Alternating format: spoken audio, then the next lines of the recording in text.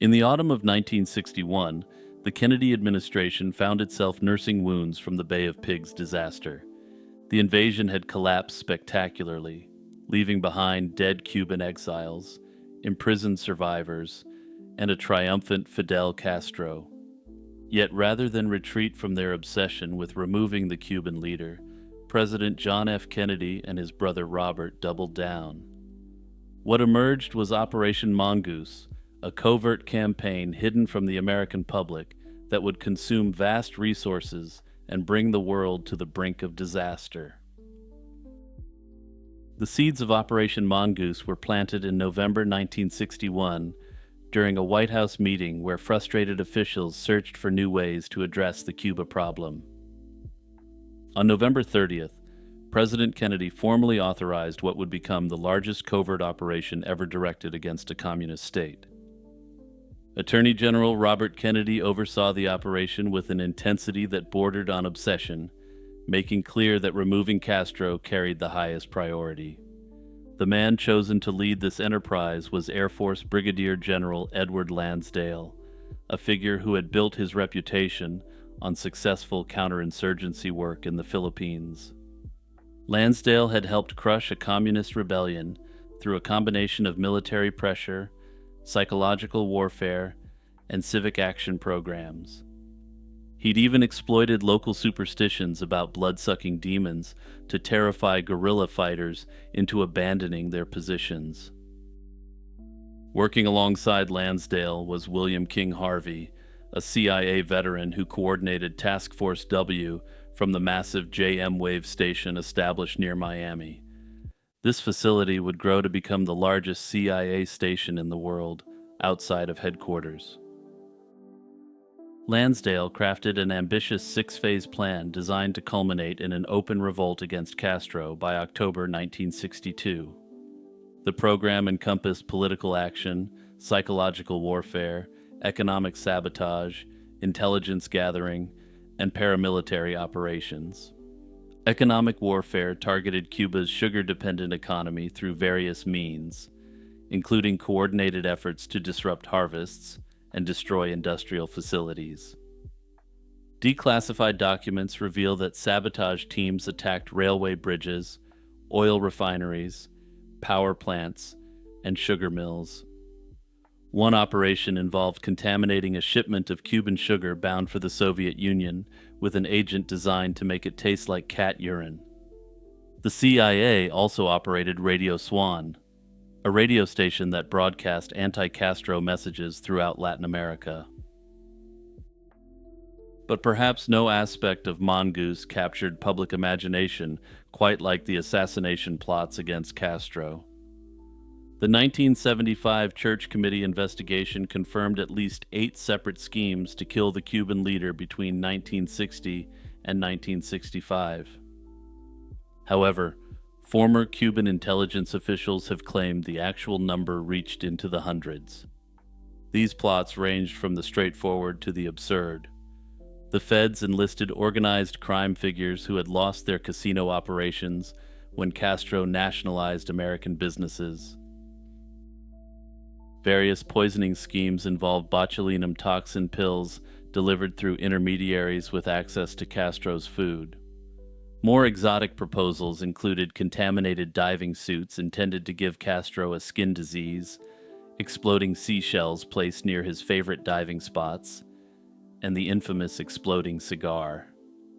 The agency even considered chemicals that would make Castro's beard fall out, hoping to undermine his revolutionary image. The consequences of Operation Mongoose extended far beyond its originally intended targets. Both Soviet and Cuban leaders were acutely aware of the ongoing American campaign to destabilize and overthrow Castro's government. The relentless pressure convinced Moscow that Cuba required robust defensive measures. In the summer of 1962, Soviet Premier Nikita Khrushchev reached a secret agreement with Castro to deploy nuclear missiles on the island. When American reconnaissance flights detected the installations in October 1962, the world lurched toward nuclear war during what became known as the Cuban Missile Crisis. For 13 terrifying days, humanity stood on the edge of annihilation. The irony was profound. An operation designed to eliminate the Cuban threat had directly contributed to creating the most dangerous moment in human history. As the crisis reached its peak, Robert Kennedy rushed to CIA headquarters to demand a shutdown of Mongoose operations. President Kennedy ordered the cessation of activities on October 30th, though 3 sabotage teams had already been deployed to Cuba. The crisis resolution included an American commitment not to invade Cuba, effectively undermining the fundamental premise of Mongoose. Though various covert activities would continue in different forms for years afterward, the grand vision of inspiring a popular uprising against Castro was essentially dead. Operation Mongoose remained largely hidden from public view until the mid-1970s. A Senate committee chaired by Idaho Democrat Frank Church investigated unusual activities by American intelligence agencies. The Church Committee's revelations shocked the nation, exposing not only the Castro plots, but also widespread domestic surveillance and covert interventions in foreign governments. In September 1975, Senator Frank Church of Idaho held aloft what appeared to be a modified pistol during a televised congressional hearing. The weapon wasn't remarkable for its firepower or its caliber. Instead, it represented something far more sinister.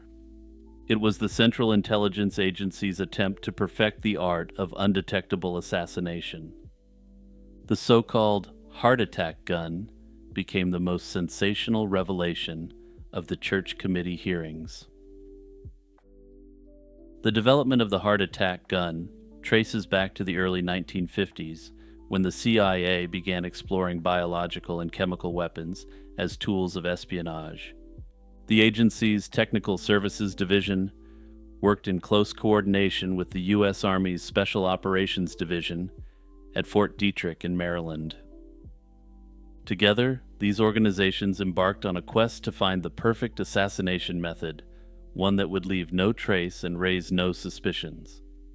The project fell under the umbrella of MK Naomi, a highly classified program dedicated to developing biological weapons for covert operations. One of the key figures in this research was Mary Embry, who joined the CIA directly after graduating high school in the 1960s. She began her career as a secretary in the Audio Surveillance Division before being transferred to the Office of Technical Services. There, she received a simple but chilling assignment: find an undetectable poison. Embry's research led her to shellfish toxins, specifically saxitoxin, a naturally occurring neurotoxin found in certain contaminated shellfish. The poison proved ideal for the agency's purposes. In concentrated doses, saxitoxin could kill within minutes by shutting down the nervous system. However, despite this rapid action, it would denature quickly enough to evade detection during autopsy. The challenge wasn't just finding the right poison. The CIA needed a delivery system that would allow an operative to kill from a distance without leaving evidence. Dr. Nathan Gordon, a researcher at Fort Detrick, developed the chilling solution. By mixing the toxin with water and freezing it into a tiny dart, the agency created a projectile that could penetrate clothing and enter the body through a nearly invisible wound. The weapon itself was a modified pistol, fitted with a telescopic sight and a battery housed in the handle. It used electricity rather than gunpowder to propel the frozen dart, making the discharge virtually silent. The weapon could accurately fire its deadly payload from distances up to 200 feet. Upon penetration, the dart would immediately begin to melt, releasing the saxitoxin into the victim's bloodstream. The target might feel nothing more than a sensation comparable to a mosquito bite, or possibly nothing at all. Within minutes, the poison would induce what appeared to be a perfectly normal and natural cardiac arrest. The only evidence left behind would be a tiny red dot at the entry point, something that would only be discovered by an examiner who knew precisely what to look for. Notably, the idea wasn't novel, and American intelligence wasn't the first to develop such technology. The KGB had already proven the concept could work, adopting a much more crude form of the weapon. In 1957, a Soviet agent eliminated a Ukrainian nationalist leader in Munich using a spray gun that fired hydrogen cyanide gas from crushed capsules. 2 years later, the same agent used an improved two-barreled version of the same weapon to eliminate Stepan Bandera, the famous Ukrainian nationalist. Both deaths were initially attributed to heart attacks. The true cause only came to light when the Soviet agent defected to West Germany in 1961 and confessed to both crimes. When the CIA learned the details of the weapon through his defection, it confirmed that their own research was on the right track. Perhaps the most troubling aspect of the heart attack gun's history is that it continued to exist long after it should have been destroyed. In 1969, President Richard Nixon ordered the elimination of all American biological weapons stockpiles, including the CIA's toxin collection. The order was part of the United States' commitment to the United Nations Biological Weapons Convention. Yet the CIA simply ignored the directive. When the Church Committee investigated the agency's activities in 1975, investigators discovered that approximately 11 grams of saxitoxin and 8 milligrams of cobra venom. That stockpile, according to Senator Church, contained enough poison to kill thousands of people. Dr. Gordon claimed he never received the destruction order and was unaware of it. However, others have suggested that agency personnel believed in the program's value and had deliberately hidden the materials for potential future use. Between 1977 and 1983, agents of the North Korean government carried out a series of brazen kidnappings. Ordinary Japanese citizens, many of them young adults or even kids going about their daily lives, were snatched from beaches, streets, and coastal towns along the Sea of Japan. They were spirited away to a secretive nation from which most would never return. The Japanese government officially recognizes 17 of its citizens as victims of these abductions. However, some believe that the real number is actually well into the hundreds. For nearly half a century, this issue has remained an open wound in Japanese society and a major obstacle to any normalization of relations between Tokyo and Pyongyang. The abductions weren't random acts of violence, but rather calculated operations tied directly to North Korea's intelligence apparatus. The primary purpose, as investigators and defectors have revealed, was to acquire human resources for the regime's espionage programs. North Korean operatives needed Japanese instructors who could teach their spies authentic Japanese language, accent, cultural norms, and social behaviors. The goal was to enable North Korean agents to pass themselves off convincingly as Japanese citizens while conducting operations abroad. These operatives weren't generally for use in Japan itself, since they tapped Koreans born in and living in Japan for that purpose. Rather, they were designed to present themselves as Japanese when infiltrating South Korea or other parts of Asia. The methods employed were highly disturbing and also chillingly effective. Agents would lie in wait along Japan's isolated coastal areas, targeting victims who happened to be in the wrong place at the wrong time. Young couples on dates, students walking home from school, and workers on their way to evening classes all became targets of these operations. In some cases, the kidnappers had help from individuals within Japan itself, including members of Chongryon, a pro-North Korea organization.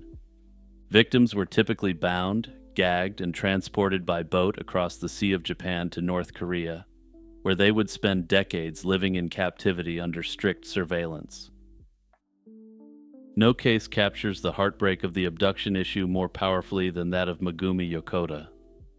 On November 15, 1977, the 13-year-old was walking home from badminton practice at her middle school in the coastal city of Nagata. Investigators believe she may have inadvertently witnessed the operatives conducting their clandestine activities and was taken to ensure her silence.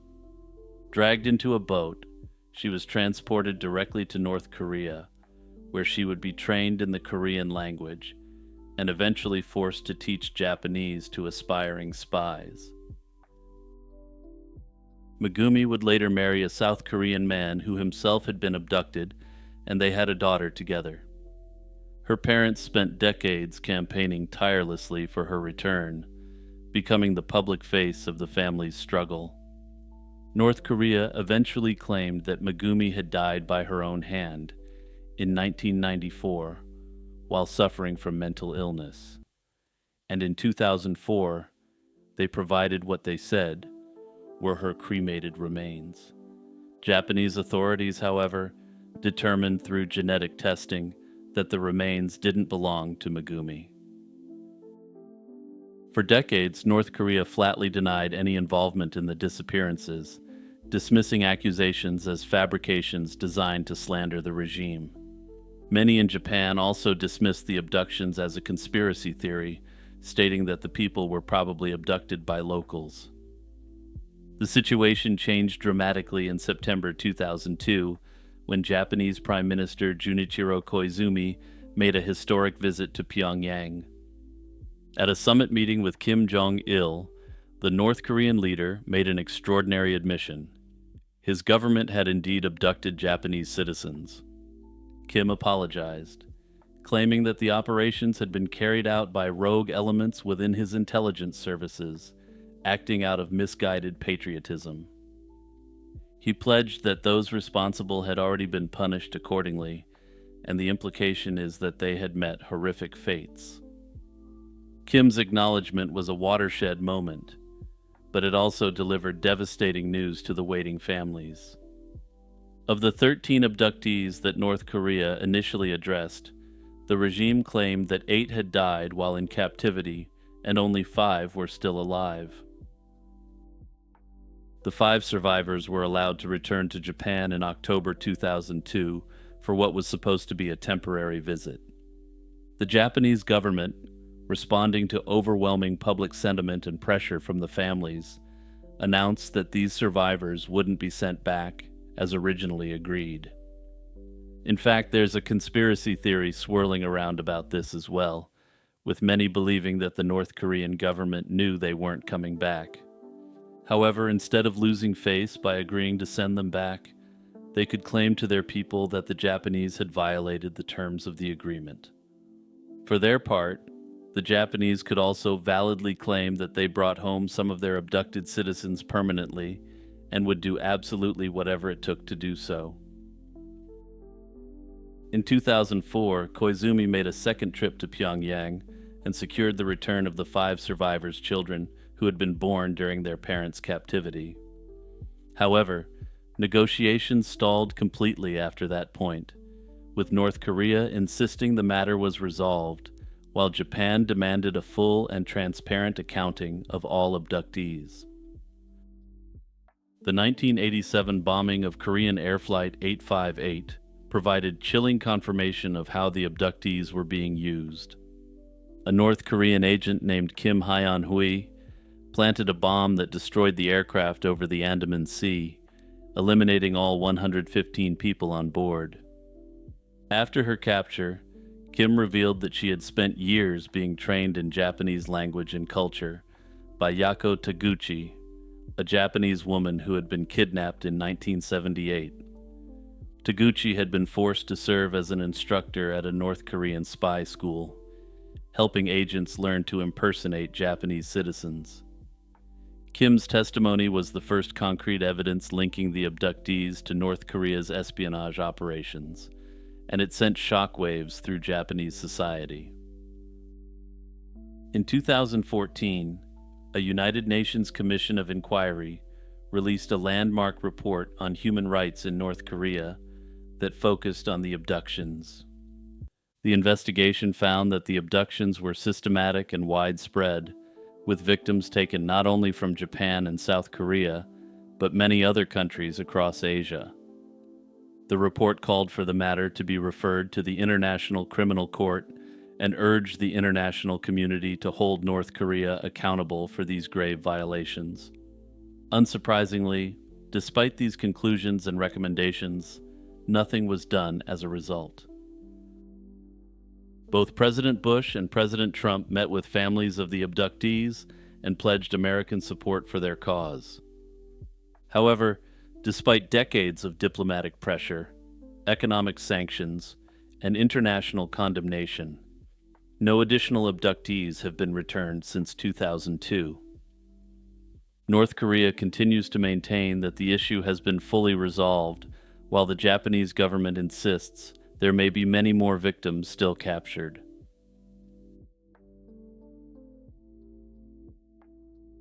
Hey everyone, it's Jimmy here with a quick reminder to like and share this video if you're enjoying it, and to hit the notification bell. Also, don't forget to check out the Patreon or the YouTube membership to take your support for my channel to the next level. In the summer of 1964, something happened in the waters off Vietnam that would change the course of American history. The Gulf of Tonkin incident, as it came to be known, served as the catalyst for full-scale American military involvement in Vietnam. For years, Americans were told that their naval vessels had been subjected to unprovoked attacks by North Vietnamese forces, attacks that demanded a military response. What makes this event particularly fascinating and deeply troubling is that much of what the public was told about wasn't true.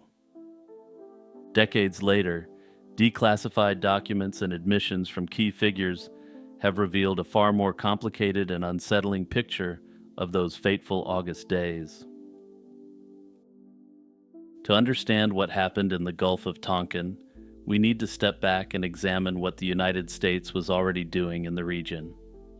By early 1964, the Johnson administration had grown increasingly concerned that South Vietnam was losing its fight against communist Viet Cong guerrillas. In response, they authorized a highly classified program known as Operation Plan 34A. This program involved South Vietnamese commandos operating under American orders, conducting raids against North Vietnamese coastal installations and islands. The goal was to apply direct military pressure on Ho Chi Minh's government and disrupt the supply lines supporting the Viet Cong insurgency in the south. The U.S. Navy provided logistical support and intelligence, while Norwegian-flagged patrol boats carried South Vietnamese special forces on these missions. Simultaneously, American destroyers were conducting intelligence-gathering missions that brought them close to North Vietnamese territorial waters. These destroyers were specially equipped to intercept communications and monitor radar systems, feeding valuable intelligence information to the South Vietnamese allies. The connection between these two operations would prove critical to understanding what followed. On August 2, 1964, the USS Maddox was conducting a patrol in the Gulf of Tonkin when it found itself approached by 3 North Vietnamese torpedo boats. The previous night, South Vietnamese commandos had launched attacks on installations on the islands of Han Mai and Han Nhieu. From the North Vietnamese perspective, the presence of an American destroyer so close to their waters immediately after these raids wasn't coincidental. The Maddox fired warning shots, but the torpedo boats pressed their attack. In the ensuing engagement, the destroyer called in air support from the carrier Ticonderoga. American aircraft swiftly damaged all 3 attacking vessels, with one left dead in the water and burning. The Maddox escaped unharmed. This first incident, while significant, was a relatively minor skirmish, and it definitely actually happened.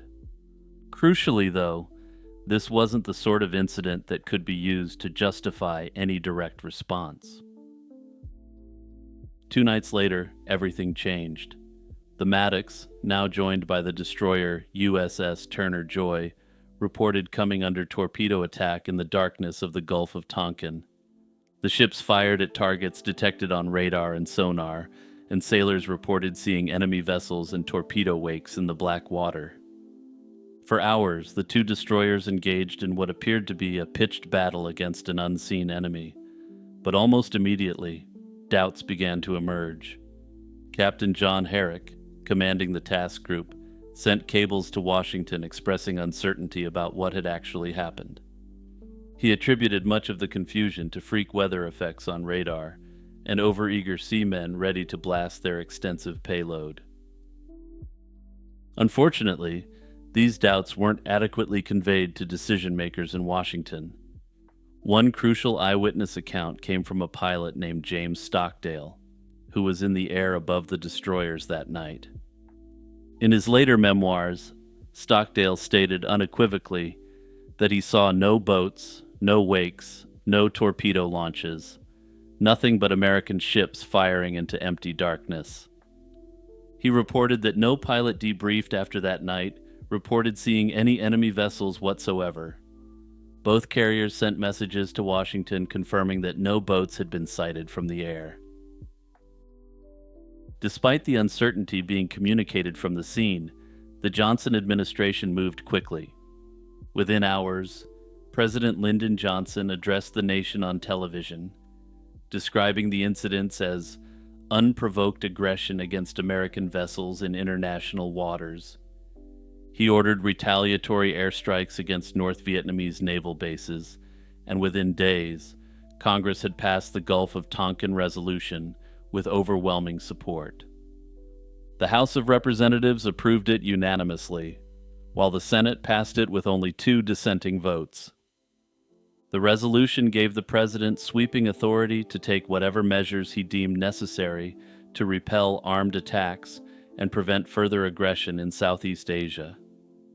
It became the legal foundation for America's massive escalation in the region, an act that would eventually see over 500,000 American troops deployed to Vietnam.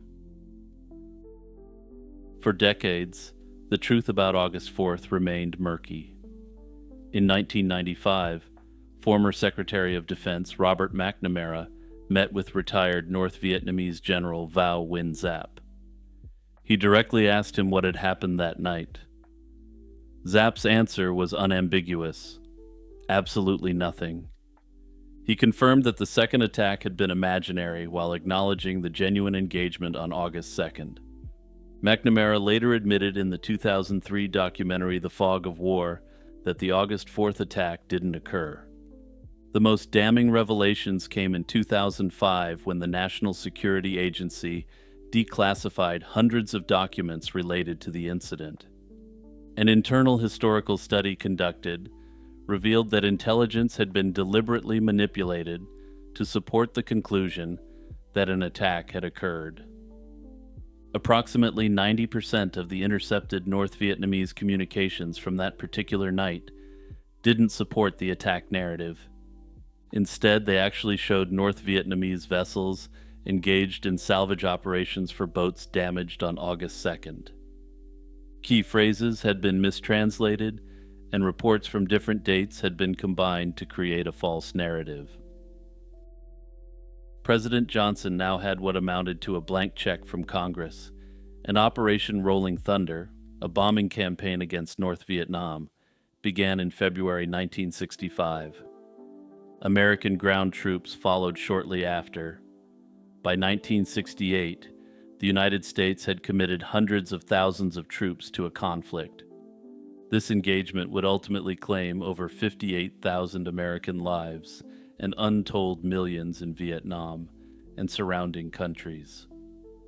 The conflict tore American society apart, spawned a generation of protest movements, and forever changed how citizens viewed their government's honesty.